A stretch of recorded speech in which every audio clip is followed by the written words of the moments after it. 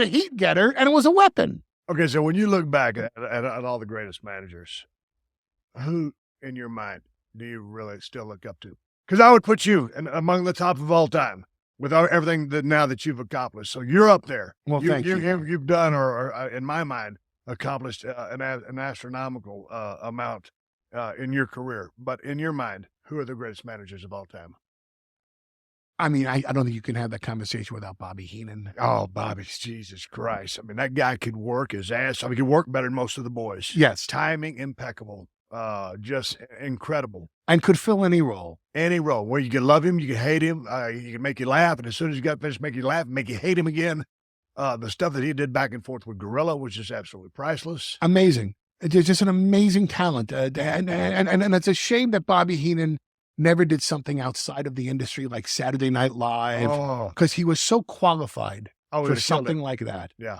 I was a big fan of Lou Albano in terms of someone who could generate a lot of heat. And I don't mean to speak ill of somebody, especially if they're gone, but if you watch what he did when then the baby faces got their hands on him, I kind of resent it now. Because I know the beating that I take when it's time for the baby face to blow it off. I mean, just what Punk and I did last year, and just with the kendo stick, he beat the living crap out of me every single night, and needed to, and people needed to see that I was legitimately getting my ass kicked, because that's what they paid to see. Right. And Albano would just like the famous match that he had with Snuka in the Garden, and please, anybody watching this, go on YouTube and YouTube Lou Albano, Jimmy Snuka, Madison Square Garden, and I'm sure the WWE lawyers will have this taken down. So do it fast. And Snuka comes in the ring.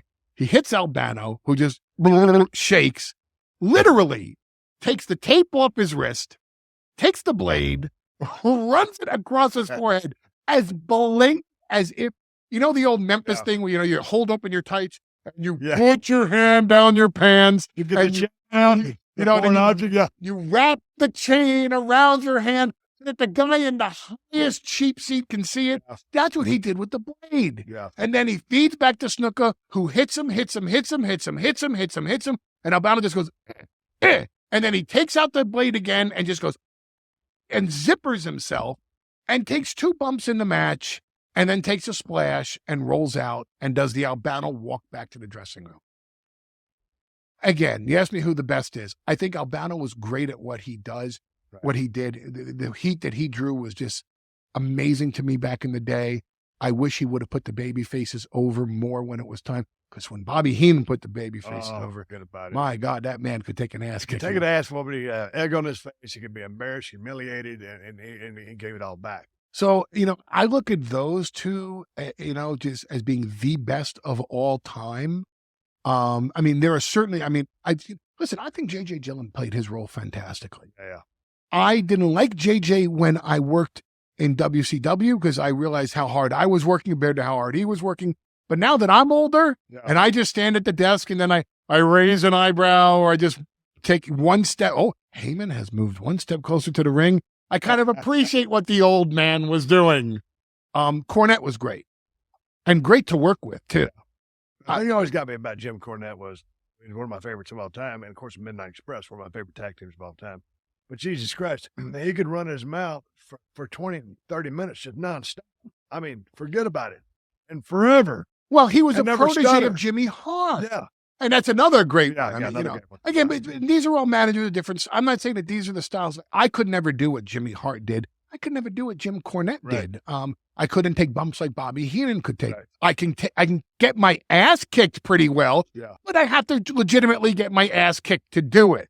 And Lou Albano was Lou Albano, and I would be remiss not to say Freddie Blassie, because my God, he knew box office. Freddie understood, the key lines to say on the go home week.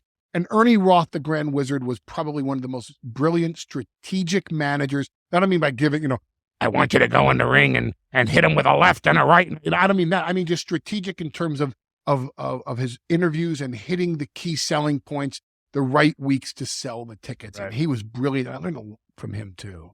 How was he just as a guy behind the stage? I mean, because I just saw, I knew of the Grand Wizard, watching him with the Superstar. Very interesting because everything he had a booker's mentality. So everything was about how to book something. It was never about, hey, this guy needs to do this or this guy needs to do that. It was always about the long range. What's the vision for this guy?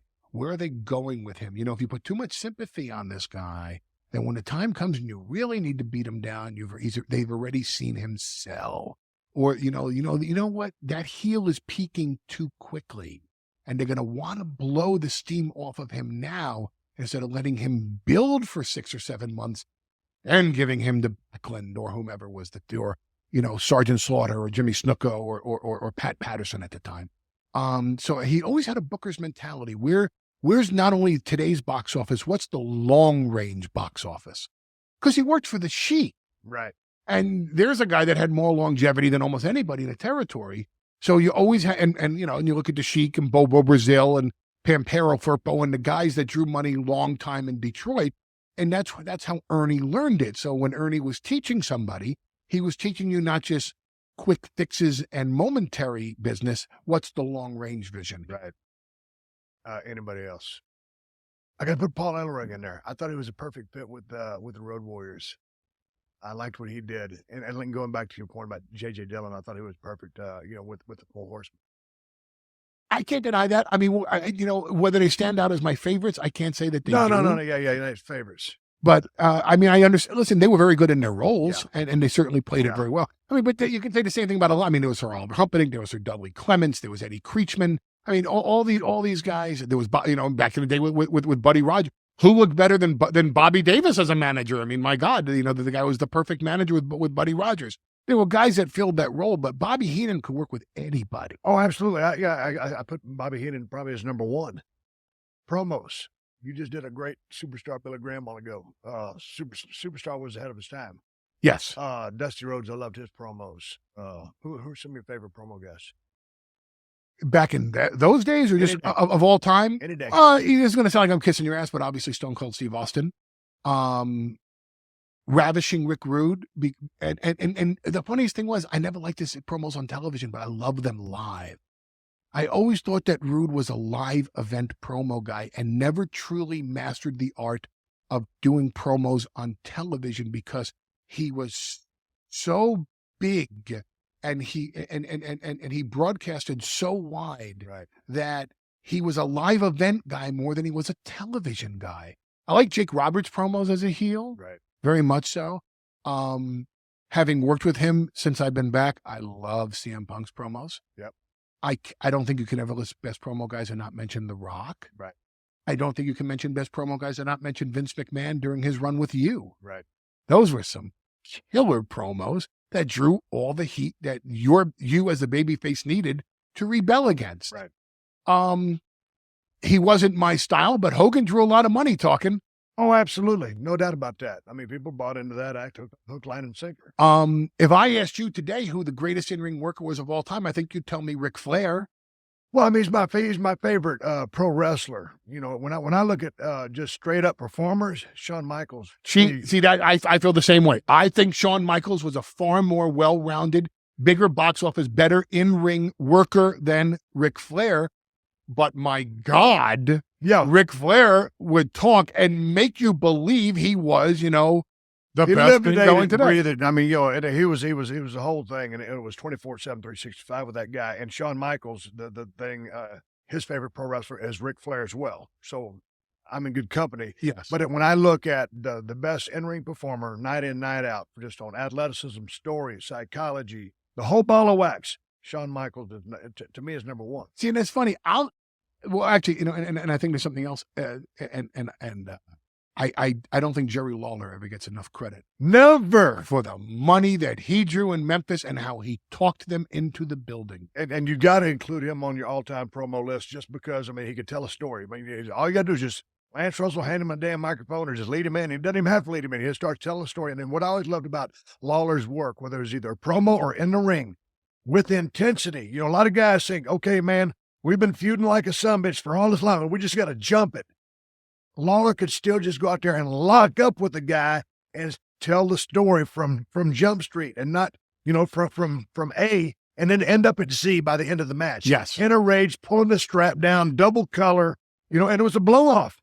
You didn't have to start, at 6,000 RPMs. And he did that whether he was talking or whether he was working. And that's why I have so much respect for Jerry the King Lawler. Yes, he was one of the best promos. And people think just because he wasn't running his mouth a mile a minute or saying catchphrases that they didn't, maybe didn't catch on to what he was doing. But make no bones about it.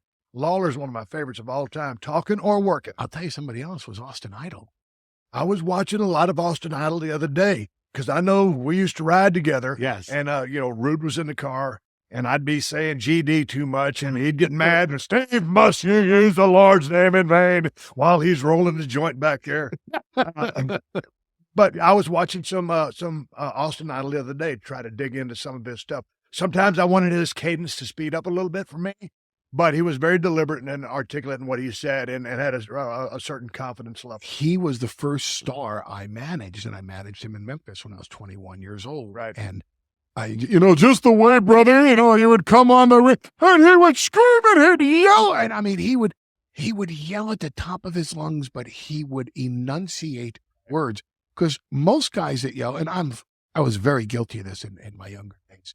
When you yell, people can't understand everything that you're saying because you're yelling and you have the tendency, but you're yelling, you're talking so fast, and you're talking so fast that they lose the meaning of the words that you're saying. Right. And because you're emphasizing every words, none of them really stick out. Right. The genius of Austin Idol was that he could yell and still hit the points, articulate and enunciate the words to such a degree that you understood everything that he was saying. I was fascinated when I would work with him. We would do promos and I'd catch myself staring at him just because I couldn't believe it. I was like, this guy's really good. I hope I'm this good one day. And you catch yourself doing it. This is the Steve Austin Show.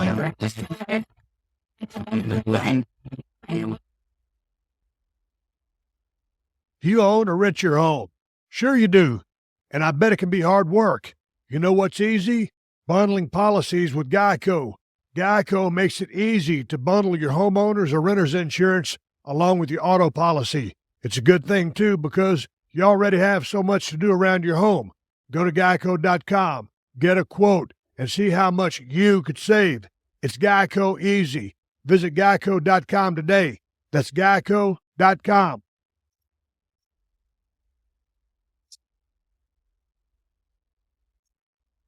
Match done. Oh, by the way, and I'm happy to. I'll tell you something, and this is going to sound like hype, but I have to give somebody credit for, I think, being one of the best all-time in-ring workers, but he's never, more than 2 years of his life, never worked a full schedule. Where's that? Brock Lesnar. Tell me somebody more believable than his work. Nobody. Right. Yeah. Right. The man is amazing. And again, I know this is going to sound, of course he's going to say Brock. One is, it's his buddy, or two, he works with Brock Lesnar and he's hyping his own guy. But I mean this sincerely. I've always thought this about Brock. Man, 6'3", he's 295 pounds. And sometimes he's over 300 pounds. Yeah. He can do anything he wants in the ring. His selling is amazing. His offense is quite believable. And everything he does looks right for him. He's not one of these big muscle guys that stand in the ring and you have to bounce off. He can bounce off of you. Yeah. And what he does looks credible. So and he understands his character, and he understands what he should and shouldn't do. So just in terms of being an all-around in-ring performer, I'm always captivated by watching him. And I don't just say that because... Well, here's the thing. Let me cut you off. I don't even think the guy scratched the surface yet. Because I'm a big Brock Lesnar fan. I knew when he walked in the door. I just did a deal for UFC Fight Pass a couple of days ago. They were doing a special on Brock. And I remember when Brock walked in, it's like I said on the interview, it's like you might as well have a bolt on each side of his neck. It's just Frankenstein of a human being walks in the door, and all of a sudden everybody goes, this dude over there, everybody knew he was going to be something. And that doesn't usually happen, because everybody knew that he had a Division I or whatever background, All-American. So they knew he could go. And then all of a sudden you see this look.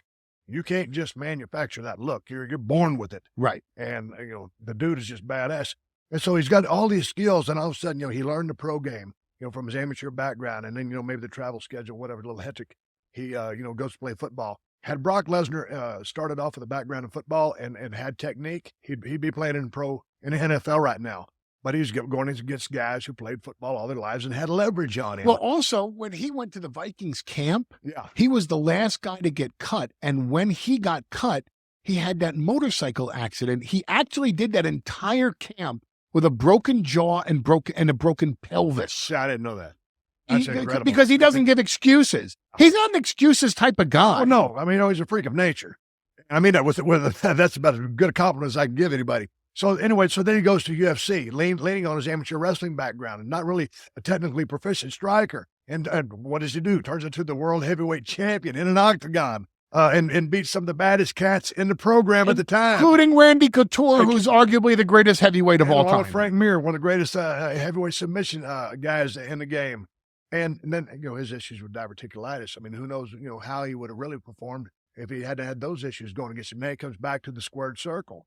And so really, he's still a young guy in life because he's probably 34, 35 years in the business. He's still a young guy because he's got so much more. I mean, however long he wants to wrestle, he will, because that's the type of physical specimen that he is.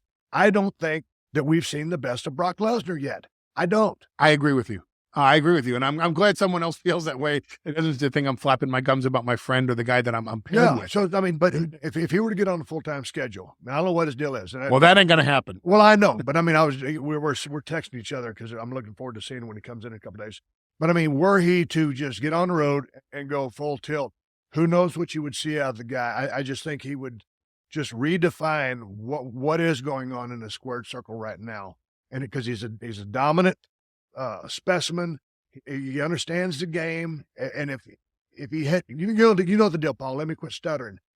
Everything is on the job training, and you get into a rhythm. And once you get into that rhythm, and all of a sudden, all the creative juices start flowing, and it's just not a gig here, there, and and wherever on a yearly contract. There's no telling what the guy could do if he got on the road. I think he's in the mode now of the super fight. And and that's a great mode to be in. I'm just saying what could be if he were to get on the road. Before I let you talk again, yeah, man, the way he's booked right now, that's a cat's meow. Yes, I love his gig. It's a great gig, and and not to put you on the spot, but can you imagine the baddest dude on the planet versus the toughest SOB in WWE history? Because when we were in UFC. And we were always thinking, do you think we're ever going to go back to WWE? I mean, ever, to me that, and when you came to his match, which was the match with Carwin, right. That I even said it to you then. I was like, man, that's just a ticket, I mean, just to me, I don't know who could tempt you ever come back. I don't, I really don't. Because not only does it have to be the right box office, it has to be the right opponent. Has to be the right creative. It has to be someone that can push you physically to deliver the same type of performance people remember you giving them in the late 1990s when you were absolutely untouchable inside the ring. So it has to be someone that can give you that match. Have to be someone that can give you the right venom for your promos. Has to be the right creative. Has to be the right physicality. Obviously, has to be the right box office. To me, I look at, okay, who would Steve Austin come back against? The one guy that I look at is Brock Lesnar. And I say that from a selfish basis, knowing that some point in that push, I'd be eating a stunner and be covered in beer that you would douse me with as you're saying, I got your bitch right here. Come and get him and pick him up. And no doubt a bunch of knuckle sandwiches. Oh, I'm sure there would be. Hey, before we wrap this whole thing up, I like how you completely changed the subject on that one. No, well, that's a conversation Vince and I need to have one day. And well, watch, I'll push the stop button and then I'll push the restart button again. Okay, we're recording again. That could happen. And so that would be how I could accomplish that. Your Honor, may we go off the record? So that would be something that I'd be interested in entertaining. But anyway, so now here we are. Oh, you just sold this podcast. Austin admits he's tempted by Lesnar.